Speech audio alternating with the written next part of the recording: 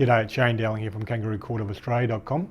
Now tomorrow, Wednesday the 13th of April 2022, I'll be publishing an article in relation to the financial tie-up between the old media companies and the current government. The old media companies are benefited in a huge way financially from the current government. Last year the government introduced a new media bargaining code which forced Google and Facebook to start paying the media companies, but it's only the old media companies and the large ones that have benefited financially from that. The small to medium ones, almost 100% of them have missed out. I think one or two might have been able to negotiate a deal, but by and large they've all missed out. And also the old media companies benefited greatly from the JobKeeper tax, or not JobKeeper tax, payment. I wrote an article on 7 West Media, how they made 47 million profit. And 7 West Media owned by a parent company, 7 Group, so the 7 Group as a whole probably made double or triple that, who knows. And then you've got News Corp, who also made a fortune out of it. Exactly how much they made, I'm not too sure.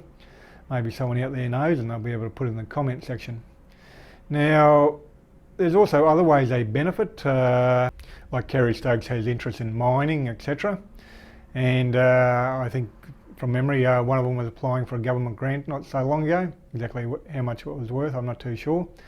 But it gives you an indication of why the old media companies, say for the last 2 days, have been ranting on about how Anthony Albanese didn't know the interest rate or the cash rate, which the average voter wouldn't really care less about, and have ignored the key issues of this election. And it's really an election about the corruption in the federal government and how they're stealing all the taxpayers' money.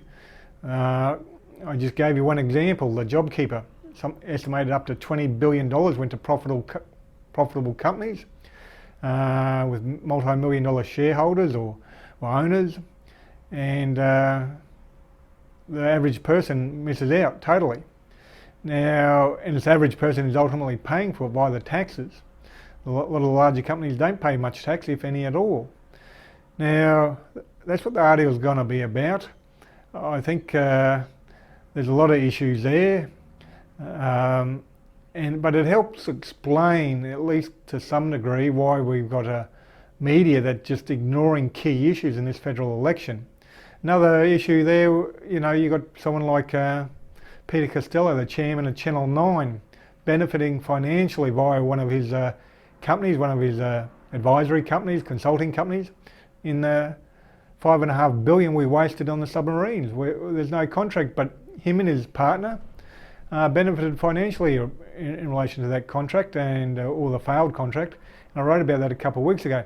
That's another media company which I suppose from a financial viewpoint would be very grateful for Scott Morrison and the government and would like to see them stay in power. Same with News Corp. They made millions. They got a $40 million government grant to run more sport on Foxtel. Now, probably all went to Sky Channel to run the propaganda for the coalition, because that 40 million, they never had to give a detailed report exactly where they were going to be spending it.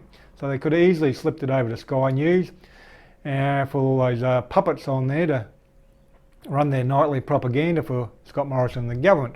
We don't know. And then, as I said before, Kerry Stokes has got other business interests where he seems to get a pretty good run at times. So I'm sure he'd like to see Scott Morrison and the government stay in power. They couldn't care less if they're corrupt as, because I suppose if they focused on the corruption, they'd have to admit the corruption they're involved in themselves in ripping off the taxpayer via the government. Other than that, make sure you visit my site, Kangaroo Court of Australia. I'll have the article up there tomorrow.